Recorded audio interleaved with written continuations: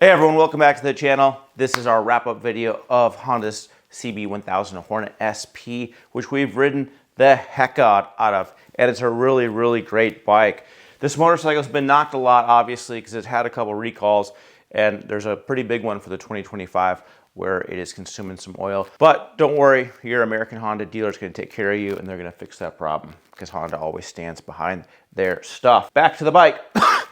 Now, this bike packs a big punch for its price, $11,000, and you get a lot of stuff. Most leader class naked bikes would cost well over $11,000. I mean, Aprilia's 210 V4 factory is literally almost double the price.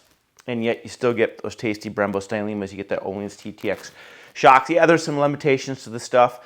Obviously, we talked about in our review, the ABS program on this bike is very conservative. And you're gonna quickly run out of adjustment range on that Öhlins shock, but still, the value you get. This bike's so cool just because it really is an everyday rider. It's a bike that you can ride every day. It's pretty comfortable. Someone was knocking me about the seat. Oh, it's not that comfortable. The seat's pretty comfortable. Yeah, it's not as comfortable as a GSX S1000 seat, but nothing is. But still, for everyday use, this is a pretty dang good bike. A couple things we did to make it ours. We put on an AT2 slip-on muffler. They're right around $700 for those things, 49 state legal, and that absolutely transforms the character of this bike. It's a must-have. It's a must-have accessory. The AT2 muffler just makes this bike sound like it needs to, and it really declutters the rear end of this bike. The stock muffler is just doesn't look very good at all. It's very big. It's heavy. It's bulky. And the AT2 muffler just cleans up the whole rear of the bike, but still retains the catalyzer and the exhaust. You're still legal in all 49 states. I really like that must-have accessory.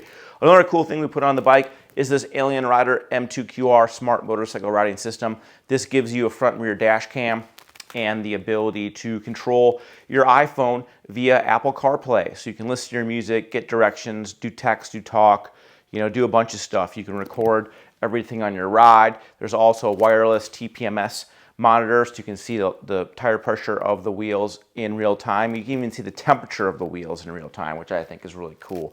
There's also a really nice radar blind spot monitor on the back of the bike too. So if a vehicle or an object is a little bit too close to you in a blind spot, it'll illuminate on this dash. All in all, it's a good setup. I wish this dash was a little bit brighter, but that said, it works pretty good. And it's another really nice accessory for all of you riders out there. I was at SpeedX Superstore the other day working, and a customer came in and they were like, oh, I'm gonna get an Insta360 as a dash cam. I'm like, no, Insta360s and DJIs are not dash cams. Those are great cameras, no doubt, and I use them every day, but they're not dash cams. This Alien Rider M2QR is a dash cam, and it could be a really good system for you if you're out on the road and you really wanna have some safety and just record everything just in case something bad happens. Now, maintenance of this bike. Now, aside from your first oil change, oil changes are every 4,000 miles on this bike. So every 4,000 miles, Honda recommends doing an oil change and oil filter change every other oil change. Valve inspection is way out there, 24,000 miles. So this engine's meant to go.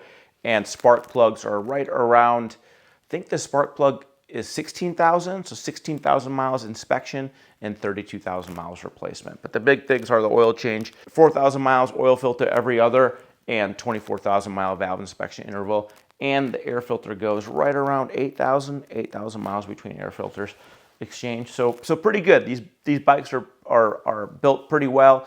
The oil change interval is a little conservative. 4,000 miles is a little conservative in our mind, but still, maybe it's because you're getting that whopping old 2017 generation CBR1000 RR engine experience out of this bike. Well, everyone, this wraps up our official set of reviews on the CB1000 Hornet SP. If you haven't seen all of them, make sure you surf on over to moto-1.com. Check out this playlist right here, and you'll have all the videos. We did a real MC commute on this. We did out on the road garage talk. We even compared it against Aprilia's 210 V4 factory in our upcoming episode of Head to Head. I know I've been talking about that a lot. Now it's time for me to get to work and get the editing done. But all in all, $11,000 for this bike. 465 pounds, 120 horsepower. It looks cool, especially in this black colorway with the gold wheels. And recall aside, it's a fun bike, especially when you put on the AT2 muffler and this M2QR Alien Rider smart motorcycle riding system. Well, everyone, that wraps up our official long-term wrap-up review. As always, make sure to surf on over to moto-1.com. We're America's fastest growing motorcycle magazine and one of the only few left in America nowadays.